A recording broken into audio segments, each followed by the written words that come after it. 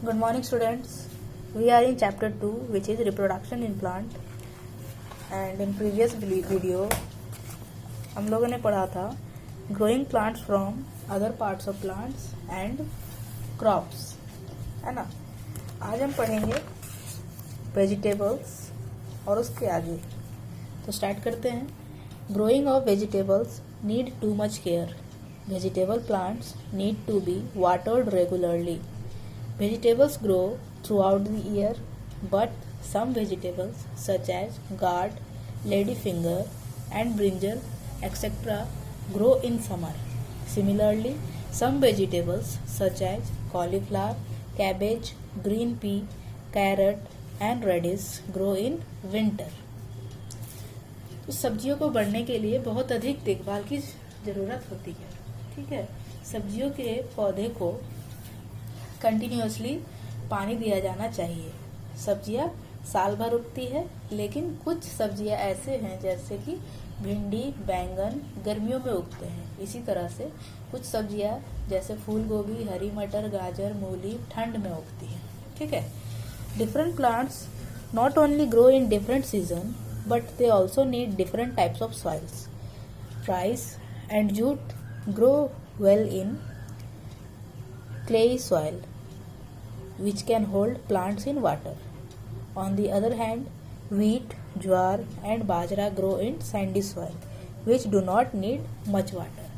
अगर हम बात करें तो देखेंगे कि अलग अलग जो पौधा होता है वो अलग अलग मौसम में उगता है। ठीक है, और उन्हें अलग अलग तरह की मिट्टी भी चाहिए।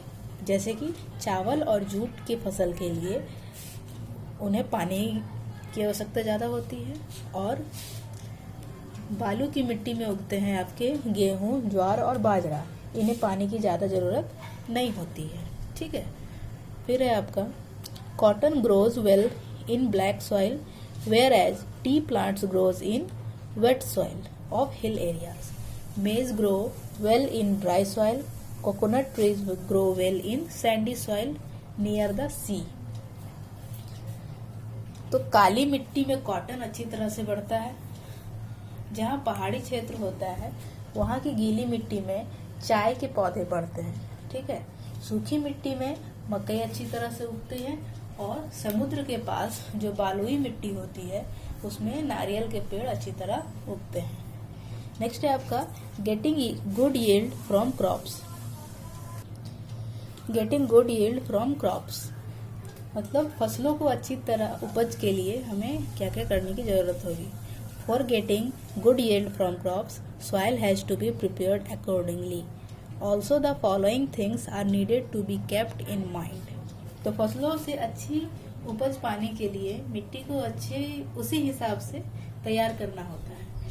इसके अलावा नीचे दिए गए बातों को भी ध्यान में रखा जाना चाहिए. ठीक है, फर्स्ट है आपका manure such as compost and fertilisers such as urea, ammonium sulphate and ammonium nitrate are added in the soil to increase the nutrients in it.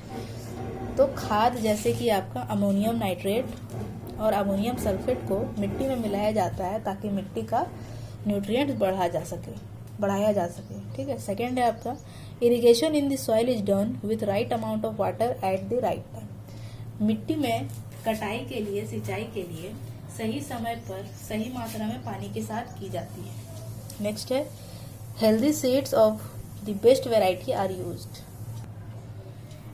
अच्छी किस्म के बीजों का उपयोग किया जाता है. नेक्स्ट है use of insecticides and pesticides are done to protect the crops from disease and harmful insects. फसलों को रोग और हानिकारक कीड़ा से बचाने के लिए कीटनाशक मीन्स फर्टिलाइजर का उपयोग किया जाता है. नेक्स्ट है crops are needed to be protect from stray animals. फसल को आवारा जानवरों से भी बचाने की जरूरत होती है. नेक्स्ट है harvested crops are needed to be stored properly and be protected from moisture, insect and pests. पकी हुई फसलों को अच्छी तरह से जमा करने और चूहों से बचाने की आवश्यकता होती है. नेक्स्ट है आपका थिंग्स टू रिमेम्बर. इस चैप्टर में आपने जो भी पढ़ा है वो यहाँ कंक्लूजन के रूप में दिया गया है. फर्स्ट है plants grow up at different places, plant अलग अलग जगहों में उगते हैं। सेकेंड है reproduction in plant is done from seeds and from other parts of plant such as root, stem, leave and spores. Plant का रिप्रोडक्शन होता है सीड से या फिर अदर पार्ट्स ऑफ प्लांट से, जैसे रूट से, स्टेम से, लीव से और फिर स्पोर्स से। नेक्स्ट है third, a seed has a baby plant inside it, seed के अंदर ही बेबी प्लांट होते हैं।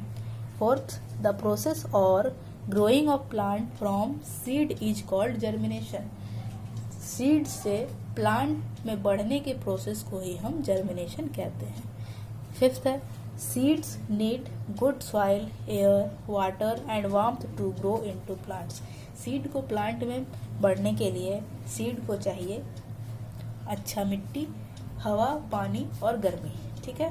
नेक्स्ट है आपका sixth, scattering of seeds from the mother plant is called dispersal, mother plant से बीज के फैलाव को ही हम कहते हैं डिस्पर्सल। नेक्स्ट है आपका seventh, dispersal of seeds is done by wind, water, birds, animals and human beings, बीजों का जो फैलाव होता है वो किन किन चीज़ों की मदद से होता है, हवा से, पानी से, पक्षी से, जानवर से और हम ह्यूमन बींग से। नेक्स्ट है eighth number, plants that are grown in large quantities in a particular region during a particular season is called crops, भारी मात्रा में प्लांट्स को उगाना, ठीक है, किसी भी पर्टिकुलर सीजन में उसे हम क्रॉप्स कहते हैं।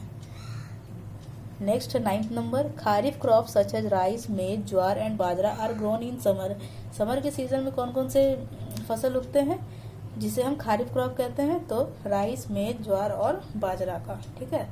नेक्स्ट है आपका tenth number, rabi crops such as wheat, gram, mustard and lentil are grown in winter, ठंड के दिनों में जो फसल उगते हैं उन्हें हम राबी क्रॉप्स कहते हैं। उनमें कौन कौन से होते हैं, व्हीट होते हैं, ग्राम, मस्टर्ड और लेंटिल मीन्स दाल। ठीक। नेक्स्ट है आपका 11th, tea is grown in moist condition and date palm is grown in hot condition, नमी में क्या उगते हैं, चाय, और गर्म इलाकों में उगते हैं डेट, खजूर। ठीक है। नेक्स्ट है आपका 12th, soil is prepared for the production of good crops, अच्छे फसलों के लिए सॉइल को प्रिपेयर किया जाता है। नेक्स्ट है last, food grains are stored to keep them safe for longer time and also to protect them from moisture, pest, insects and rats.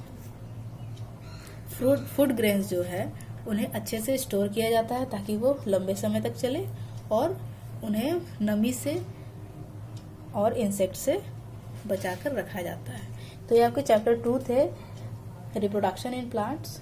Next video में हम बुक के एक्सरसाइज को करेंगे।